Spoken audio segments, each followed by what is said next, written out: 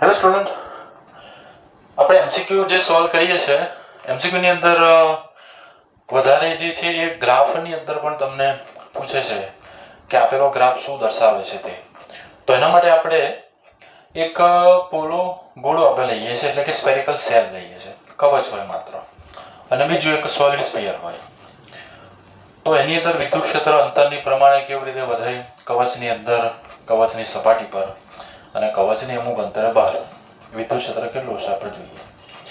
અને એક બીજો એક ટોપિક એવો છે કે જ્યારે ગૌસનો નિયમ એ ક્યારે એપ્લાય થાય, કે જ્યારે આપણે બંધ પૃષ્ઠ લઈએ, કોઈ પણ ચોક્કસ આકાર હોય, ચોરસ હોય, લંબચોરસ હોય, વર્તુળ હોય, પરંતુ કેવો હોય, આકાર એનો ચોક્કસ હોય, પણ જો ચોક્કસ આકારની જગ્યાએ આપણે અચોક્કસ આકાર જોઈએ છે, ઓકે, તો એના માટે શું છે એ બધું આપણે અંદર જોઈએ આગળ. તો એમસીક્યુ આ રીતે તમને ગ્રાફ પૂછાય કે ભાઈ પાતળા ગોળાકાર કવચ એટલે કે સ્ફેરિકલ સેલના લીધે વિદ્યુત ક્ષેત્ર કેટલું હશે. તો અલગ અલગ કન્ડિશન આપીએ છે. સૌપ્રથમ જોઈએ આપણે ગોળાની અંદર, એક ગોળો છે, ગોળાની અંદર વિદ્યુત ક્ષેત્ર E બરાબર 0 છે, કારણ કે કવચની અંદર કોઈ વિદ્યુત ભાર ઘેરાતો નથી, તો સિગ્મા ક્યુ જે તે 0 હોય એટલા માટે વિદ્યુત ક્ષેત્ર 0 છે. ગોળાની સપાટી પર કેટલું હશે, તો ગોળાની સપાટી પર E બરાબર kq/r² મહત્તમ હશે, મેક્સિમમ ક્યાં હશે, ગોળાની સપાટી હશે. ગોળાની બહાર કેટલું હશે, તો E બરાબર kq/r, r કેટલું દેન આવે છે, કોઈ બહારના કવચનું જે છે, કવચ ગોળાકાર કવચની ત્રિજ્યા આપણે કેપિટલ R લઈએ છે, પરંતુ કેપિટલ R કરતા થોડુંક વધારે અંતર એટલે કે કવચની બહાર હશે. તો એના માટે ફોર્મ્યુલા છે, અને આની અંદર આપણે જોઈ શકીએ છીએ કે વિદ્યુત ક્ષેત્ર જે છે અંતરના વર્ગના વ્યસ્ત પ્રમાણમાં છે, એટલે કે સમગ્ર વિદ્યુત ભાર કેન્દ્ર પર હોય તેમ વર્તે છે આ કન્ડિશનની અંદર, ગોળાની બહાર હોય ત્યારે. આનું સામે ગ્રાફ જે પૂછાય છે એ ગ્રાફ આ રીતે આપણે એને ડ્રો કરી શકીએ છીએ. E વર્સિસ R નો અંતનો ગ્રાફ છે, વિદ્યુત ક્ષેત્ર વર્સિસ અંતનો ગ્રાફ છે. એમાં 0 જે છે, 0 એ આપણે x અક્ષ પર થોડુંક આગળની બાજુ લઈએ છીએ અને y અક્ષ પર થોડુંક ઉપરની બાજુ લઈએ છીએ, કારણ કે અહીંયા જે આપણને દર્શાવવું છે કે ભાઈ ગોળાની અંદર વિદ્યુત ક્ષેત્ર જે છે એ 0 હશે, તો દર્શાવવા માટે આપણે આ રીતે એને 0 0 જે છે એ થોડોક અલગ જગ્યા આપણે મૂકેલો છે, કहीं અને કहीं રેફરન્સ પોઈન્ટ આપણે અલગ લઈએ છીએ, તો સ્ટ્રેટ લાઈન આવશે, એટલે કે ત્યાં આગળ કોઈ વિદ્યુત ભાર નથી, 0 છે, સોરી વિદ્યુત ક્ષેત્ર નથી, 0 છે. અને આ અંતરે એટલે કે ગોળાના કવચ પર, ગોળાના કવચની ઉપર એટલે કે ગોળાની સપાટી પર કેટલું હશે, તો કે મેક્સિમમ હશે, એ મેક્સિમમ kq/R² છે.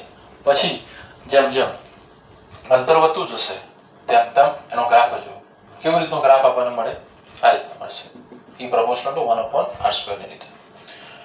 હવે આ જોયું આપણે પોલા ગોળા માટે. આ આપણે જોઈએ છે કે જો ભાઈ નક્કર અવાહક ગોળો હોય તો, એટલે કે સોલિડ સ્ફિયર હોય તો, અવાહક છે, તો એના માટે અંદરના ભાગમાં વિદ્યુત ક્ષેત્ર શૂન્ય ન હોય, પરંતુ અંતર વધે સાથે વિદ્યુત ક્ષેત્ર પણ વધે, E proportional to આ પ્રમાણે વધશે. તો શરૂઆતમાં કેવું હશે ગ્રાફ, આમ સ્ટ્રેટ લાઈન હશે. પછી આ કન્ડિશન કઈ છે, તો કે ગોળાની અંદર, અહીં સુધી આપણે સમજીએ છીએ ગોળાની અંદર છે, મેક્સિમમ મળે ગોળાની સપાટી પર, અને પછી જેમ જેમ અંતર વધતું જશે તેમ એનો જે ગ્રાફ જે છે આ રીતનો આપણને શેપ મળે. ઓકે, હવે આપણે જોઈએ આગળ અસમપ્રમાણ પૃષ્ઠ હોય, બંધ પૃષ્ઠની અથવા તો ચોક્કસ આકાર સિવાય કોઈ પણ બી રેન્ડમલી આકારનો હોય, એટલે કે આ એક પથ્થરનો આકાર છે, એક બટાકાનો આકાર છે, એવા આકારનું પૃષ્ઠ હોય તો એવા આકારના પૃષ્ઠ પાસે એની અંદર દરેક જગ્યાએ વિદ્યુત ક્ષેત્ર સરખું ન હોય. વિદ્યુત ક્ષેત્ર ધારો કે અહીંયા E1 હશે, અહીંયા E2 હશે, અહીંયા E3 હશે, E4 હશે, અલગ અલગ હોય. E1 is not equal to E2, E2 is not equal to E3, અલગ અલગ હોય. તો આપણને જે ગાઉસની જે નિયમની મર્યાદા છે કે ભાઈ નોન સિમેટ્રિકલ સરફેસ હોય, તો એના માટે શું લખીએ, એના ફોર્મ્યુલા આપણને ખબર છે, ક્લોઝ લૂપ છે તો D = EDA cos θ = Q/ε0 છે. પરંતુ એની મર્યાદા એટલે કે લિમિટેશન આપણને આ રીતે આપણને બતાવે છે કે ભાઈ સપાટી પર દરેક બિંદુએ વિદ્યુત ક્ષેત્ર બદલાતું રહે. E1 is not equal to E2, આ પોઈન્ટ પાસે વિદ્યુત ક્ષેત્ર અલગ હશે, આ પોઈન્ટ પાસે વિદ્યુત ક્ષેત્ર અલગ હશે, સરખું રહેતું નથી. બીજી વસ્તુ, સપાટી વાંકી ચૂકી હોવાથી ક્ષેત્ર રેખાઓ E અને ક્ષેત્રફળ સદિશ dA વચ્ચેનો ખૂણો θ જે છે, એટલે કે આ બે વચ્ચે જે ડોટ જે છે અહીંયા, આ બે વચ્ચેનો ખૂણો જે θ જે છે એ દરેક બિંદુએ બદલાય છે, એ પણ કંઈ કોન્સ્ટન્ટ નથી રહેતો. ઓકે, વિદ્યુત ક્ષેત્ર કોન્સ્ટન્ટ નથી રહેતું, ખૂણો પણ કોન્સ્ટન્ટ નથી રહેતો. ત્રીજું, E અને cos θ બંને અચળ ન હોવાથી તેમને સંકલનની બહાર સામાન્ય કાઢી શકતા નથી. કોન્સ્ટન્ટ હોય બંધ પૃષ્ઠની કન્ડિશન શું હતી આપણે કે જ્યારે ચોક્કસ આકાર હોય ત્યારે વિદ્યુત ક્ષેત્રને આપણે સંકલનની બહાર લઈ લેતા હતા, એટલે એનું સંકલન કરતા નતા. કેમ? કારણ કે દરેક બિંદુ પાસે કેવું મળતું હતું? સરખું મળતું હતું વિદ્યુત ક્ષેત્ર. અહીંયા વિદ્યુત ક્ષેત્ર સરખું મળતું નથી.